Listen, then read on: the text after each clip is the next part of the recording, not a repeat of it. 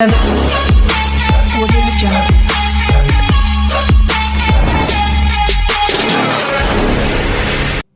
శ్రీ గురుభ్యో నమః. ఓం శ్రీ మాత్రే నమః. హాయ్ అండి, welcome to my YouTube channel. నేను మీ astro numerologist in advanced 14 dimensions and pronologist. So friends, ఈ రోజు టాపిక్ వచ్చేసి చాలా అంటే చాలా ఇంపార్టెంట్. మీ అందరికీ తెలిసిందే, ఒక వ్యక్తి యొక్క నేమ్ నెంబర్ అనేటువంటిది ఆ వ్యక్తి యొక్క జీవితం మీద ఏ విధంగా ప్రభావం చూపిస్తుందని అందరికీ తెలిసిందే. ఈ వీడియోలో మనం ఒక నేమ్ నెంబర్ అనేటువంటిది, లేదంటే ఆ డేట్ యొక్క రూలింగ్ నెంబరు, డెస్టినీ నెంబర్ అనేటువంటివి ఆ దేశం మీద ఎటువంటి ప్రభావం చూపిస్తున్నటువంటి వీడియో గురించి మనం ఈరోజు తెలుసుకుందాం మనం. సో ఒక నెంబర్ అనేటువంటిది మన భారతదేశం యొక్క చరిత్రలో లిఖించదగినటువంటి అనేకమైనటువంటి దుర్ఘటనల మీద ఈ నెంబర్ యొక్క ప్రభావం ఉంది. అవన్నీ కూడా ఈ నెంబర్లోనే జరిగినాయి అనమాట. సో ఆ నెంబర్ ఏంటి, నెక్స్ట్ ఆ విషయాలు ఏంటి అనేటువంటిది మనం వీడియోలో తెలుసుకునే ప్రయత్నం చేద్దాం ఫ్రెండ్స్. సో మనం ఇక టాపిక్ లోకి వెళ్తే, నెంబర్ 1 ఫస్ట్ వచ్చేసి మన జాతిపిత గాంధీ గారు. అందరికీ తెలిసిందే, గాంధీ గారిని కాల్చి చంపినటువంటి రోజు, డేట్ ఏదైతే ఉందో అది 30/1/1948.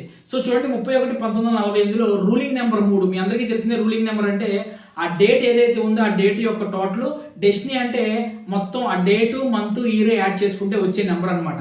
So ruling number 3, destiny number 8. ఇక నెక్స్ట్ సంఘటన వచ్చేసి మన సంబంధించినటువంటి చైనీస్ ఆర్మీ అనేటువంటిది మన ఇండియా మీద ఫస్ట్ టైం అటాక్ చేసినటువంటి డేట్ అది 17/10/1962. చూడండి, ఇందులో వచ్చేసి మనకి 17 రూలింగ్ నెంబర్, 1 + 7 8. ఇక నెక్స్ట్ వచ్చేసి పాకిస్తాన్ మీదకి మనం దాడి చేసేటప్పుడు పాకిస్తాన్ ఇండియా ఫ్రెండ్షిప్ పేరుతో అనాలోచితంగా అసలు ఫ్యూచర్లో దీనివల్ల ఎటువంటి కాన్ఫ్లిక్ట్స్ ఏర్పడతాయి అనేటువంటిది తెలుసుకోకుండా అనాలోచితంగా గుడ్డిగా ఇండియా పాకిస్తాన్కి మధ్య ఫైర్ సీజ్ అనేటువంటి దాని మీద సైన్ చేసినటువంటి డేట్ వచ్చేసి 23/9/1965. దీనివల్ల పాకిస్తాన్ ఏ విధంగా రెచ్చిపోయింది, ఇండియన్ ఆర్మీని ఇన్ని సంవత్సరాల పాటు మనం ఏ విధంగా కోల్పోయామనేటువంటిది కూడా తెలుసు మనకి. సో ఆ డేట్ వచ్చేసి 23/9/1965. దీనికి సంబంధించినటువంటి డెస్టినీ నెంబర్ వచ్చేసి 8. సో ఈ పాటికి మీకు అంత అర్థమైపోయి ఉంటుంది, ఏ నెంబర్ అనేటువంటిది భారతదేశం యొక్క చరిత్ర పుటల్లో రక్త అక్షరాలతో రాయదగినటువంటి నెంబర్ అనేటువంటిది నెంబర్ 8 అనమాట. సో గుర్తుపెట్టుకోండి ఫ్రెండ్స్, నేను చాలాసార్లు నా వీడియోలో చెప్పాను, 8 అనేటువంటి నెంబర్ని మనం విధ్వంసకరమైనటువంటి నెంబర్ అంటాం.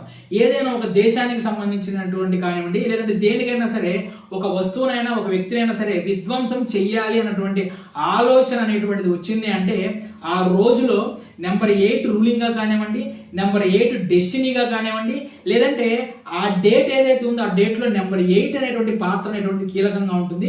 సో 8 అనేటువంటిది అంత బ్యాడ్ నెంబర్ అనమాట. సో 8కి భయపడటానికి కారణమే అది. ఎంతో మంది 8కి భయపడటానికి కారణం. ఇక నెక్స్ట్ గా చూసుకుంటే మనకి ఫస్ట్ పోఖ్రాన్లో మనకి ఫస్ట్ న్యూక్లియర్ టెస్ట్ జరిగింది. ఆ న్యూక్లియర్ టెస్ట్ డేట్ వచ్చేసి 18/5/1974. సో చూడండి, న్యూక్లియర్ టెస్ట్ జరిగింది, దేశానికి మంచిదే కదా అనుకుంటే దేశానికి మంచిదే, కానీ న్యూక్లియర్ టెస్ట్ అనేటువంటి న్యూక్లియర్ బాంబ్ అనేటువంటిది ఎంత విధ్వంసకరమైనటువంటి విస్ఫోటనాన్ని కలగజేసిందో మనకి జపాన్కి సంబంధించినటువంటి హిరోషిమా నాగసాకి మనకి సంఘటన తెలిసిందే. సో విధ్వంసానికి సంబంధించినటువంటి టెస్ట్ అది, మంచికి సంబంధించిన టెస్ట్ కాదు, విధ్వంసానికి సంబంధించిన టెస్ట్. కాబట్టే ఆ టెస్ట్ జరిగినటువంటి డేట్ యొక్క డెస్టినీ నెంబర్ కూడా 8. అలానే మన భారతదేశ చరిత్రలో అతి తల ఉంచుకునేటువంటి, అది సిగ్గుచేటైనటువంటి ఒక సంఘటన అటువంటిది మనం చూసుకుంటే కనుక నేషనల్ ఎమర్జెన్సీ అనేటువంటిది ప్రకటించడం. దాని డేట్ వచ్చేసి 26/6/1975.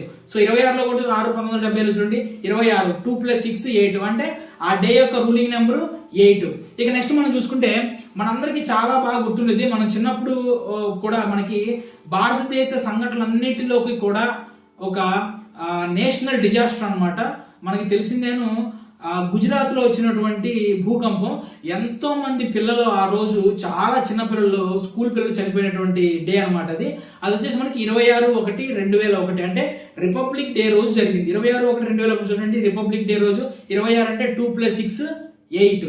సో అంటే ఒక రకంగా చెప్పాలంటే ఆ 8 అనేటువంటి రూలింగ్ నెంబర్ కానివ్వండి, డెస్టినీ నెంబర్ కానీ వచ్చిన వాళ్ళకి నేను చాలాసార్లు చెప్తూ ఉంటానండి. ఎందుకంటే రూలింగ్ నెంబర్ 8 అంటే ఫర్ ఎగ్జాంపుల్ మీరు 8వ తారీఖు కానివ్వండి, 17వ తారీఖు కానివ్వండి, 26వ తారీఖు కానీ పుట్టి ఉంటే కనుక, లేదంటే మీ యొక్క డెస్టినీ నెంబర్ కనుక 8 అయి ఉంటే కనుక జీవితంలో అనేకమైనటువంటి కష్ట నష్టాలు అనేటువంటిది ఎదుర్కొంటారు అనమాట. ఎందుకంటే చాలా మందికి చెప్పేది, మీరు రూలింగ్ నెంబరు 8 లేదా మీరు 8వ తారీఖు, 17వ తారీఖు, 26వ తారీఖు పుట్టి ఉన్న వాళ్ళైనా సరే మీ యొక్క డెస్టినీ నెంబర్ 8 అయి ఉంటే కనుక అడ్వాన్స్డ్ 14 డైమెన్షన్లో యాస్ట్రో న్యూమరాలజీ ప్రకారం నేమ్ కరెక్షన్ చేయించుకోండి. ఎందుకంటే మీకు చెప్పాను కదా, ఒక దేశానికి సంబంధించినటువంటి విషయాల్లోనే కాదండి, మీ జీవితానికి సంబంధించినటువంటి విషయాల్లో కూడా అనేకమైనటువంటి దుర్ఘటనలు అనేటువంటివి జరిగేటువంటి ఛాన్సెస్ అయితే ఉంటాయి. సో ఎవరైనా సరే అడ్వాన్స్డ్ 14 డైమెన్షన్లో యాస్ట్రో న్యూమరాలజీ ప్రకారం నేమ్ కరెక్షన్ కనుక చేయించుకోవాలనుకుంటే కనుక స్క్రీన్ మీద కనిపిస్తున్నటువంటి నా నెంబర్కి మార్నింగ్ 10 గంటల నుంచి మధ్యాహ్నం 3 గంటల లోపు ఫోన్ చేసే ప్రయత్నం చేయండి. ఇక నెక్స్ట్ ఇంకోటి చూసుకుందాం మనం. అసలు భారతదేశ చరిత్రలోనే మతాలకి మధ్య చిచ్చు అనేటువంటిది మనం చూసుకుంటే కనుక ఫస్ట్ మనకు స్టార్ట్ అయింది అక్కడ మనకి సబర్మతి ఎక్స్ప్రెస్ ఏదైతే ఉందో సబర్మతి ఎక్స్ప్రెస్ ని తగలబెట్టడం దగ్గర నుంచి స్టార్ట్ అయింది అనమాట. ఏది మన గుజరాత్ అల్లర్లు ఇవన్నీ కూడా. ఆ సబర్మతి ఎక్స్ప్రెస్ తగలబెట్టిన డేట్ ఎప్పుడండి?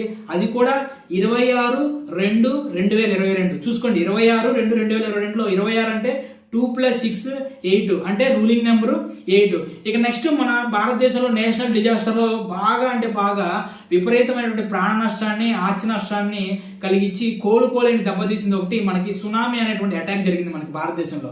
అది కూడా 26/12/2004 సంవత్సరంలో జరిగింది. చూడండి దీంట్లో కూడా 26/12/2004 26 2 + 6 8 అనేటువంటి నెంబరు.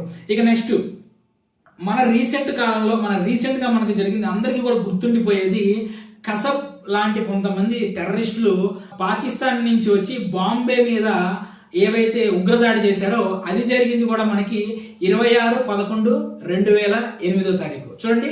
26/11/2008లో కూడా ఏముంది? 26వ తారీఖు 2 + 6 8 అనమాట. సో ఇవన్నీ విధ్వంసకరమైనటువంటి సంఘటనలు. ఇదే కాదు ఇంకోటి చెప్తా చూడండి. అసలు ఒక స్వతంత్ర పోరాటం చేసేటువంటి దేశాలన్నిటిలో కూడా ప్రతి ఒక్కళ్ళకి కూడా గుర్తుండిపోయేటువంటి విషయం, అలానే ఒక భగత్ సింగ్, రాజ్గురు, సుఖదేవ్, ఉద్ధమ్ సింగ్ లాంటి గొప్ప పేట్రియాటిక్ భావాలు ఉన్న వాళ్ళని తీసుకొచ్చినటువంటి సంఘటన ఏదైతే ఉందో మనందరికీ తెలుసు. అది వచ్చేసి మనకి జలియన్ వాలాబాగ్. ఓకే కదా, గుర్తుంది కదా.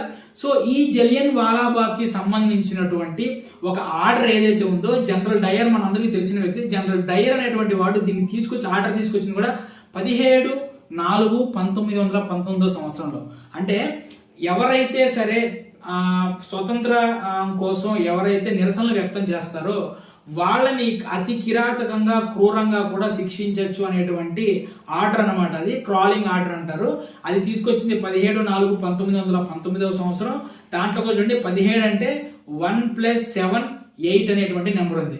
ఇక నెక్స్ట్ ఇది ఏరియా నేను చెప్పాను కదా, దేశం మీద ప్లేసెస్ మీద కూడా దీని ఎఫెక్ట్ ఉంటుంది. సో ప్లేసెస్ మీద ఎఫెక్ట్ అనేటువంటిది నెక్స్ట్ వీడియోలో నేను బాగా మీకు క్లియర్గా వివరిస్తాను. నేను ఆ ప్లేసెస్ ఏంటి వాటి గురించి. దాంట్లో మనం ఇప్పుడు చెప్పుకోవాల్సింది ఏంటంటే, మనం జలియన్ వాలాబాగ్ అని చెప్పాను కదా. యాక్చువల్గా జలియన్ వాలాబాగ్ అంటే ఏంటంటే, బాగ్ అనేటువంటిది ఆ ఊరి పేరు కాదండి. బాగ్ అంటే మనకి తోట అని అర్థం అనమాట. సో ఆ ఊరి పేరు వచ్చేసి జలియన్ వాలా. ఊరి పేరు జలియన్ వాలా. సో జలియన్ వాలాలో ఉన్నటువంటి ఒక తోట, అది జలియన్ వాలా బాగ్ అనేటువంటి పేరు వచ్చేసింది దానికి. జలియన్ వాలా ఊరు ఏదైతే ఉందో యాజ్ పర్ చార్లియన్ ప్రకారం మీరు చూసుకోండి, చార్లియన్ మెథడ్లో మీరు దాన్ని క్యాలిక్యులేషన్ చేస్తే టోటల్ 8 నెంబర్ వస్తుంది అనమాట. సో దీనికి కారణమైనటువంటి ఆర్డర్స్ ఇచ్చిన వ్యక్తిని చరిత్రలో ఏం చెప్పంటే మైఖేల్ ఓ డయ్యర్ అనేటువంటి వ్యక్తి దీనికి ఆర్డర్స్ ఇచ్చారని చెప్తారు కదా. అతని యొక్క నేమ్ టోటల్ చూడండి, అతని యొక్క నేమ్ టోటల్ కూడా 8. సో ఈ మైఖేల్ ఓ డయ్యర్ ఎవరైతే ఉన్నారో అతనిని లండన్ వెళ్ళి కొన్ని సంవత్సరాల పాటు మాటు వేసి అతన్ని చంపినటువంటి భారతీయ స్వతంత్ర యోధుడు ఉద్ధమ్ సింగ్ యొక్క పుట్టినరోజు ఎప్పుడండి? 26/12/1899 చూసుకోండి. 26/12/1899లో కూడా 26 2 + 6 8 అనేటువంటిది ఉంది. ఇక ఆ తర్వాత మనకి ఈ స్వతంత్ర సంగ్రామం ఏదైతే జరుగుతుందో పంజాబ్లో విపరీతమైనటువంటి ఉక్కుపాదం మోపారు బ్రిటిష్ వాళ్ళు. అప్పుడు అనేక మంది సిక్ లీడర్స్ ని, చాలా మంది సిక్ లీడర్స్ ని కూడా వాళ్ళు అరెస్ట్ చేసి వాళ్ళని అనేక అండమాన్ జైలుకి కానివ్వండి, లేదంటే చంపడం కానివ్వండి, కురాతకంగా చేయడం జరిగిందండి. ఆ సిక్ లీడర్స్ ని అరెస్ట్ చేయడం స్టార్ట్ చేశారో ఆ డే కూడా వచ్చేసి 11/4 1919 టోటల్ యాడ్ చేసుకుంటే 11/4/1919 యొక్క డెస్టినీ నెంబర్ వచ్చేసి 8 అనమాట.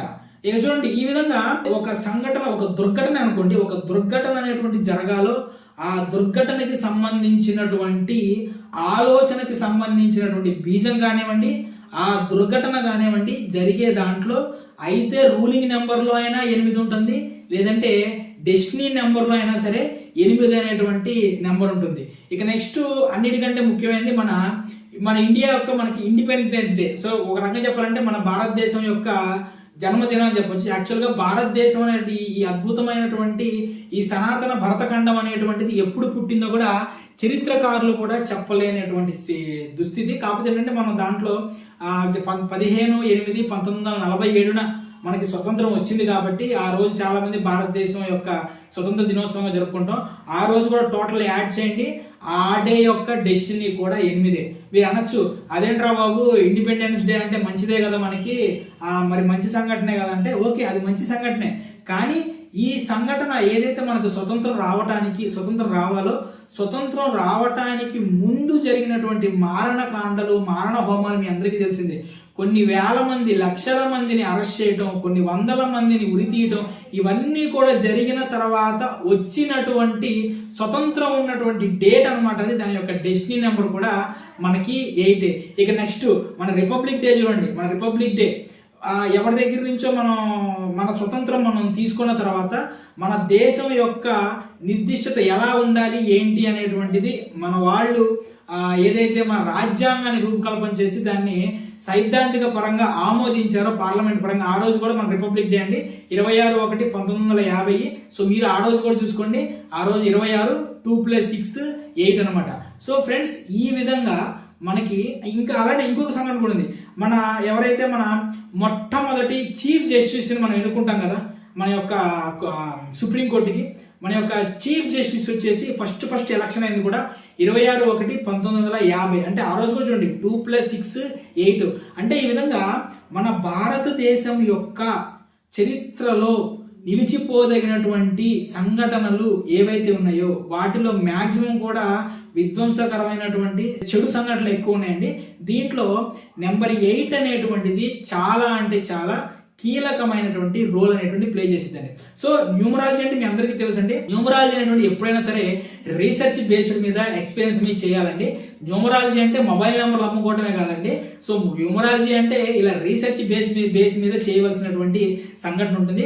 సో ఇక మీరు నేమ్ కరెక్షన్ కనుక అడ్వాన్స్డ్ 14 డైమెన్షనల్ యాస్ట్రో న్యూమరాలజీ ప్రకారం నేమ్ కరెక్షన్ చేయించుకోవాలనుకుంటే కనుక స్క్రీన్ మీద కనిపిస్తున్నటువంటి నా నెంబర్కి మీరు మార్నింగ్ 10 గంటల నుంచి ఈవినింగ్ 3 గంటల మధ్యలో ఫోన్ చేసే ప్రయత్నం చేయండి.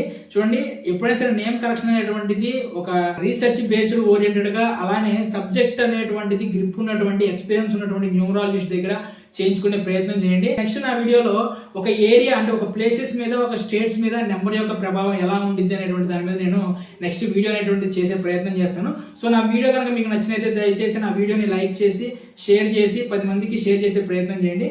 Thank you.